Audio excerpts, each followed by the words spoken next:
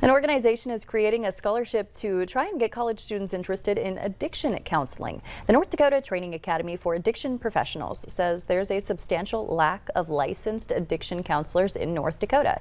This scholarship program is for college juniors and seniors, and students can get up to $10,000 for each year that they're enrolled in specific undergrad and master's programs.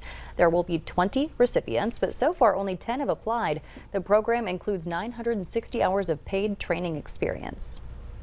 The goal is to make sure that we have enough licensed addiction counselors out there, and we need to start that pipeline. And that pipeline is starting with funding that specific profession to make sure we get those students enrolled in addiction.